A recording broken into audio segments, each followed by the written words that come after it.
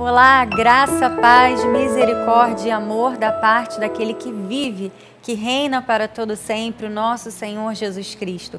Eu sou a Bispa Ana Caroline e você está assistindo ao programa Posso Crer no Amanhã, Família Bendita. E aqui comigo nos estúdios, para compartilharmos a palavra do Senhor, meu esposo, o Bispo Sérgio Costa. Graça e paz, amor. Graça e paz, meu bem, graça e paz, eleitos e eleitas do Senhor, sempre com muita alegria no nosso coração, Amém. Por estarmos juntos compartilhando esta palavra maravilhosa. Veja que o apóstolo Paulo nos estimula a isso, a estarmos sempre compartilhando o amor de Cristo e as boas obras, que é a palavra que o Senhor nos ensina, para que possamos praticá-la, possamos exercitá-la e vermos na nossa vida os frutos desta palavra. Então, graça e paz a todos, sejam todos bem-vindos em nome de Jesus. Amém. Queremos saudar a você que nos assiste aqui do Rio de Janeiro, através da Band Rio. Estamos em um novo horário, agora às 7 horas da manhã. Amém. E a você também que nos assiste em qualquer outro lugar deste mundo. Nós estamos chegando através da internet, no nosso canal do YouTube, TV Cristo Vive, nosso site igrejacristovive.com.br, enfim. Onde você estiver neste momento, que você receba a graça e a paz do Senhor. Esteja atento àquilo que nós vamos falar nesses próximos minutos, serão minutos importantes para a sua vida. Nós já começamos a falar no programa anterior a respeito de uma palavra que nós ministramos aos jovens da nossa igreja, na nossa conferência jovem. E olha, eu quero lhe dar um conselho: acesse o nosso site e assista às ministrações da nossa conferência Avante. Foi um dia muito maravilhoso, Deus falou profundamente aos corações e nós ministramos a vida dos jovens a respeito de uma palavra que está em Hebreus, capítulo 12. Foi algo que o apóstolo Paulo escreveu para que nós cristãos realmente estejamos atentos à vontade de Deus para as nossas vidas, não nos deixemos levar por distrações, por circunstâncias que tentam nos tirar do foco, nos tirar da vontade de Deus, nos tirar dos propósitos de Deus para a nossa vida, não é, amor? Então ele diz aqui em Hebreus 12, versículo 1 em diante, ele diz: portanto, visto também nós que temos a rodear-nos tão grande nuvem de testemunhas, desembaraçando-nos de todo o peso e do pecado que tenazmente nos assedia, corramos com perseverança a carreira que nos está proposta, olhando firmemente para o autor e consumador da fé, Jesus, o qual, em troca da alegria que lhe estava proposta, suportou a cruz, não fazendo caso da ignomínia, e está assentado à destra do trono de Deus. Nós começamos falando no programa passado a respeito do peso, porque ele fala que há duas situações que nos embaraçam, que se nós permitirmos, elas vão nos impossibilitar de corrermos a carreira que nos está proposta. Nós cremos que Deus tem uma carreira proposta a cada um de nós, não é, amor? Nós cremos que o Senhor nos deu dons, nos deu talentos, Ele tem propósitos para as nossas vidas. Mas quando nós nos deixamos embaraçar ou pelo peso ou pelo pecado, nós não corremos a nossa carreira como deveríamos. Nós falamos a respeito do peso. Se você puder, acesse o nosso site, o nosso canal, para assistir o programa passado. Muitos são os pesos que as pessoas permitem nas suas vidas e que as impede de caminhar, de correr como Deus quer. Meu amor, nós falamos sobre as frustrações, sobre, enfim, a ansiedade, não é? O medo, inclusive, sim, que paralisa a pessoa de poder percorrer e alcançar aquilo que Deus tem para ela. Então, meu bem, isso é uma grande verdade, porque nós vemos pessoas que estão dentro das igrejas, mas que seguem e vivem o peso da lei, o peso das ordenanças, também, o peso do jugo, e nunca se acham capazes de alcançar algo, ou porque cometeram erros no passado, ou então porque a própria lei, né, as imputa uma vida de sobrecarga e de sacrifícios, né, de obrigações que muitas vezes não consegue, o ser humano não consegue. E a lei justamente veio para mostrar a incapacidade do ser humano. Por isso nós cremos que a graça veio nos dar tudo aquilo que nós, pela lei, não conseguiríamos. E isso se deu através de Jesus Cristo. E por outro lado é o pecado. O pecado nos desvia do foco, nos tira da direção certa. Então existem essas duas situações que Paulo fala. Para quê? Para remeter aquilo que realmente nos leva ao objetivo principal, ao alvo principal, à conquista que Deus tem para nós, que é a graça de Deus.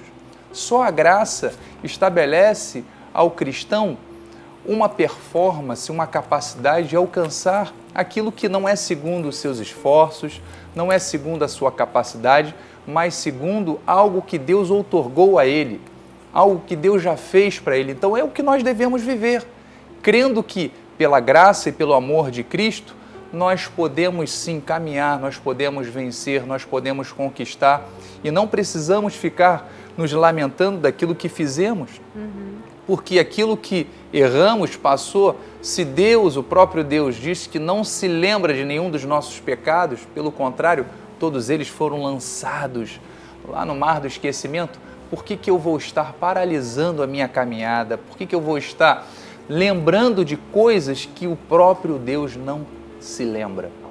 Isto impede, claro, impede que a pessoa conquiste, impede que a pessoa prossiga um caminho que vá fazer com que ela seja uma pessoa feliz, uma pessoa realizada, uma pessoa que viva a paz de Cristo dentro dela. É verdade.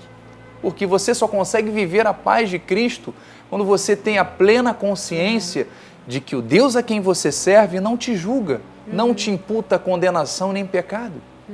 E você está livre para caminhar, está livre para recomeçar uma vida, está livre para fazer aquilo que você sonha dentro de um padrão, que é o padrão que Jesus nos ensina, que Paulo escreve nas suas 14 epístolas, né, de Romanos até Hebreus. Então veja que a palavra de Deus, ela gera, a graça de Deus gera esta sensação de paz e de harmonia para que nós possamos conquistar aquilo pelo qual o Senhor nos chamou a conquistar. Amor, você falou algo muito importante, porque no programa passado nós falamos muito a respeito de situações que se tornam peso e que nos impedem de corrermos, mas é importante também nós trazermos esta questão do legalismo, da vida debaixo do jugo, da vida dentro de tradições que não são mais necessárias, porque o fim da lei é Cristo, para a justiça de todo aquele que crê. Então, é pela fé, Amém. É por aquilo que nós cremos, não por aquilo que nós fazemos, que nós alcançamos as bênçãos espirituais, que nós alcançamos aquilo que o Senhor tem para as nossas vidas. É importante nós trazermos também, porque o nosso ministério é um ministério que prega a graça de Deus, nós Amém. pregamos a graça, nós pregamos um novo pacto de maiores e superiores promessas.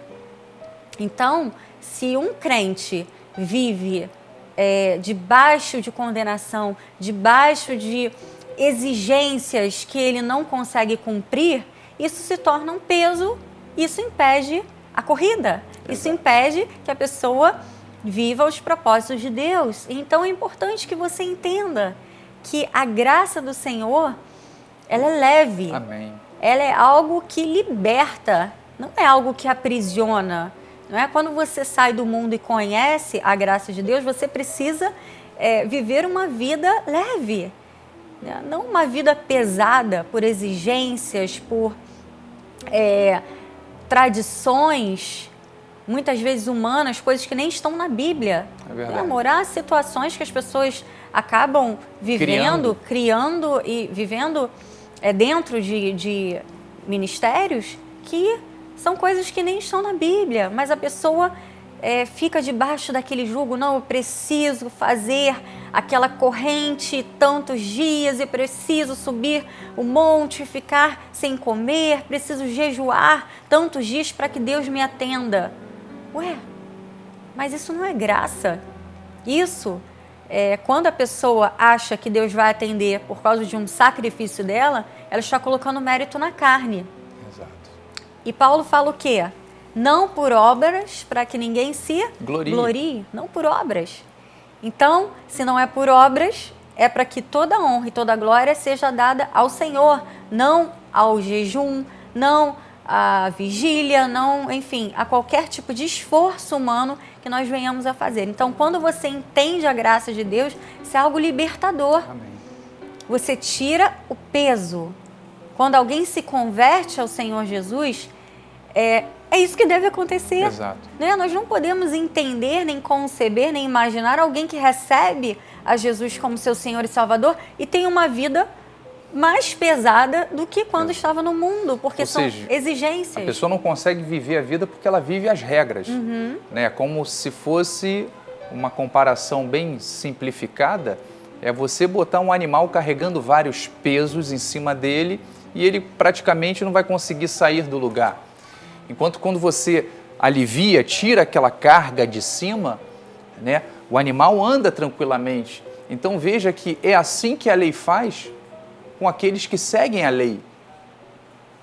A pessoa está sobre um jugo tão pesado que ela não consegue nem sair do lugar. Ela não consegue olhar o foco daquilo que Deus tem para a vida dela. Porque ela fica se preocupando com as normas e as coisas que a lei exige e ela se esquece de viver aquilo pelo qual o Senhor já conquistou para ela. Então veja que a graça de Deus nos liberta e esta liberdade é para que nós vivamos felizes, vivamos segundo aquilo que Deus tem como propósito para as nossas vidas, que é uma vida tranquila, uma vida harmoniosa, uma vida pacífica, uma vida sem medo, uma vida sem nenhum tipo de complexo ou preconceito, porque sabemos que em Cristo nós somos novas criaturas, as coisas velhas passaram, tudo se fez novo. É assim que nós devemos viver. E a graça de Deus nos habilita a isso. Como minha esposa estava falando, quando você vive a lei, você vive uma performance pessoal. E aí há comparação. Eu jejuo mais tempo do que o outro, ou seja, eu tenho mais poder de Deus do que o ciclano ou beltrano. Então gera uma comparação e, na verdade, é uma carnalidade que não serve para nada, quando, na verdade, na graça de Deus, sabemos que, por um único sacrifício, todos foram aperfeiçoados para sempre. É claro que uma vida cristã exige de nós também um compromisso. Claro. Exige de nós uma responsabilidade. Exige de nós temor e obediência aos princípios de Deus. Isso significa que eu não terei que lutar contra a minha carne? Claro, o pecado está aí. O inimigo está à nossa volta querendo o quê? Que nós tropecemos.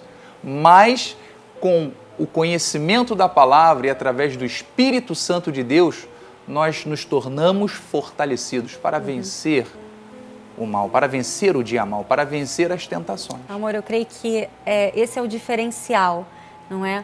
Porque quando nós pensamos em algo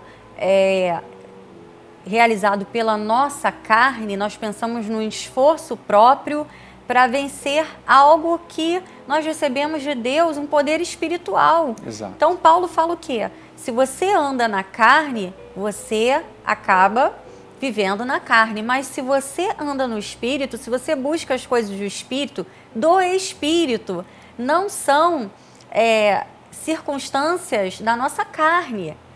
Não é por um sacrifício da nossa carne, não. Ele fala que se você anda no Espírito, então, para eu alimentar o meu espírito, eu preciso investir a minha vida nas questões espirituais. Eu preciso meditar na palavra, ter uma vida de oração, uma vida de comunhão com Deus, buscar as coisas espirituais, o que é bem diferente de buscar por obras da carne, de buscar algo na carne que só se consegue através do Na Espírito, verdade, né? meu bem, buscar intimidade com Deus é diferente de achar que eu vou buscar poder. Não, o poder já está dentro de nós. Sim. E esse poder, ele é manifestado a partir do momento que eu permito, através do meu convívio, da minha experiência, da minha intimidade, do meu relacionamento com Deus, deixe poder fluir, mas ele já está em mim. É como o exemplo dos talentos. Deus deu a cada um talentos, mas existem pessoas que enterram um talento. Assim como existem pessoas que multiplicam o talento. E diz a palavra que aqueles que multiplicam, Deus acrescenta mais. Então, se eu quero ser usado por Deus, eu tenho que me envolver com as coisas de Deus. Sim. Não adianta eu querer ser uma pessoa que ore, uma pessoa que interceda e que Deus age na vida das pessoas, ou seja, Deus nos use como instrumento nas mãos dele para manifestação dos sinais, prodígios e maravilhas, se eu não me coloco à disposição. Como é que eu quero ouvir Deus falar comigo se eu não tenho intimidade com ele? Se eu não leio a sua palavra? Se eu não medito na palavra? Se eu não oro a Deus? Se eu não tenho intimidade com ele?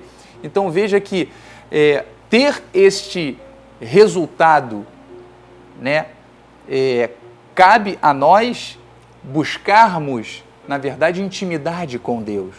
Cabe a nós investirmos a nossa vida na palavra de Deus.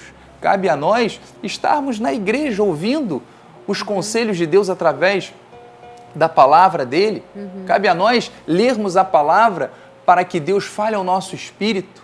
Então veja que esta vida de intimidade e ser usado por Deus, isto está intrinsecamente, meu bem, relacionado à intensidade da minha intimidade, do meu relacionamento com Deus. Com certeza. E Paulo fala a respeito do peso, e já falamos aqui bastante a respeito do peso, das situações que se tornam peso na nossa vida, e ele fala também do pecado.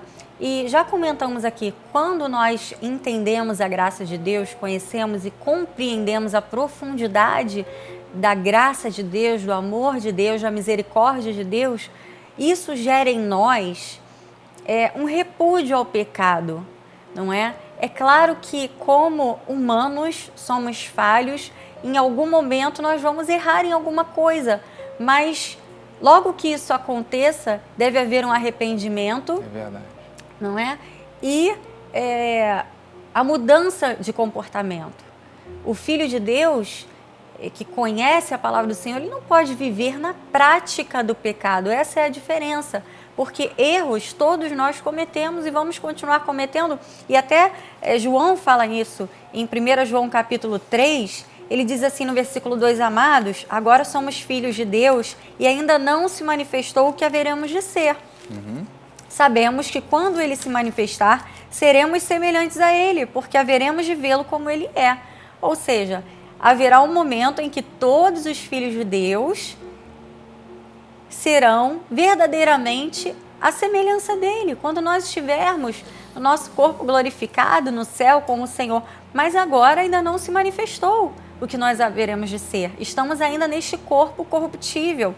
E ele diz assim, olha, no versículo 6, todo aquele que permanece nele não vive pecando. Exato. Todo aquele que vive pecando não o viu nem o conheceu. Se a pessoa vive na prática do pecado, vive pecando, significa que ela não teve um encontro com Deus, não é? Que ela não houve um arrependimento, não houve uma reconciliação.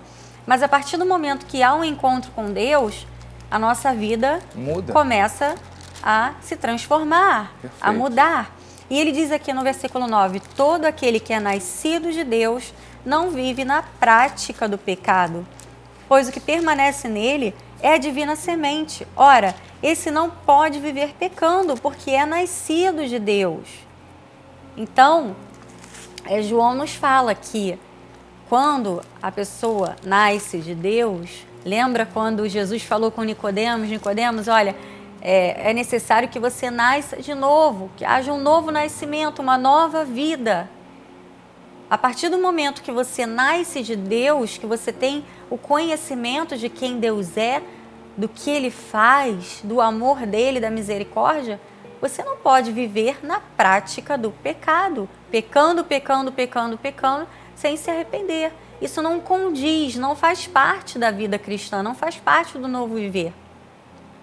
Agora, é claro, se você comete um erro, Deus é fiel para te ajudar, para te levantar. Você vai cair, mas Ele vai te levantar. Você pode errar, mas você vai, no mesmo instante, na sua consciência, não é? Você vai ter a noção de que aquilo não agrada a Deus.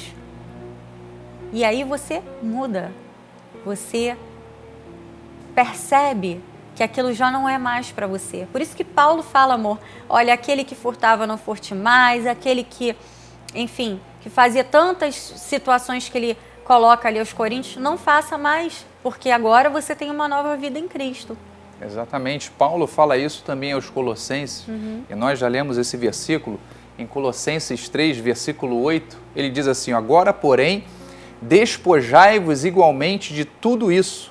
Ele está falando dos velhos rudimentos, da velha natureza humana, da coisa passada que nós vivíamos antes de conhecermos e confessarmos a Cristo. Ele diz, de tudo isso, ira, indignação, maldade, maledicência, linguagens obscenas no falar, não mintais uns aos outros, uma vez que vos despistes do velho homem com os seus feitos. Então veja que quando nós confessamos a Cristo e reconhecemos a obra na nossa vida, nós passamos a agir de forma diferente. Não passamos mais a viver como vivíamos no passado. Não vivemos na prática do pecado. Como minha esposa falou, nós podemos errar, sim, somos humanos. Estamos passíveis a erros. Mas uma coisa é você reconhecer que aquilo é errado e buscar errar, fazer o errado, experimentar das consequências.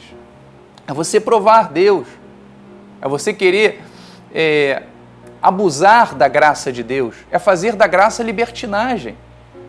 Mas quando nós erramos e nos arrependemos, a palavra de Deus diz que aquele que confessa e deixa alcança misericórdia, ou seja, nós erramos, mas nós reconhecemos que aquilo não é a nossa natureza atual mais, aquilo fazia parte do passado e decidimos não errar mais.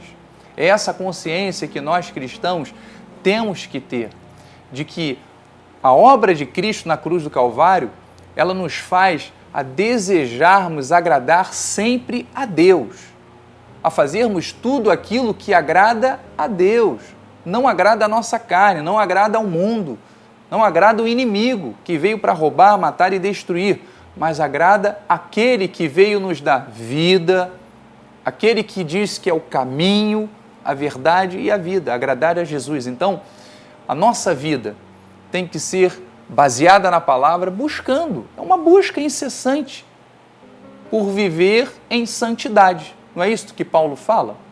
Sem santificação, ninguém verá o Senhor, ou seja, a nossa vida diária, meu bem, é de uma vida de santidade, é buscando agradar a Deus em tudo aquilo que fazemos. Isso não vem através da carne, isso vem através do Espírito Santo. De buscarmos as coisas espirituais, de buscarmos as coisas lá do alto, como diz o apóstolo Paulo, que geram vida e vida em abundância, que foi isso que Jesus veio trazer para nós, amém? Olha, o nosso programa está chegando ao fim, mas eu quero deixar ainda um convite para você. No próximo domingo nós teremos 2 grandes cultos no nosso ministério, às 9 da manhã e às 18 horas, com meu pai, o apóstolo Miguel Ângelo. Venha estar conosco, venha celebrar ao Senhor, não deixe de congregar. O apóstolo Paulo deixa este conselho, não deixei de congregar-vos. Ele diz que nós não devemos deixar de congregar. É importante que você esteja na igreja, é importante que você esteja em comunhão com os irmãos, que você receba a palavra do Senhor, a ministração que vem do altar. No próximo domingo, às 9 da manhã e às 18 horas, na Rua Maricá, 320 Campinho. Eu quero também agradecer ao meu pai, apóstolo Miguel Ângelo, a bispa Rosana, por mais esta oportunidade que nos concedem de estarmos aqui no programa Família Bendita, e a você que nos acompanhou. Bem-aja pela sua vida, receba esta palavra e comece já a praticar para que você colha os frutos para a glória do Senhor. Amém? Graça e paz a todos e até o próximo programa.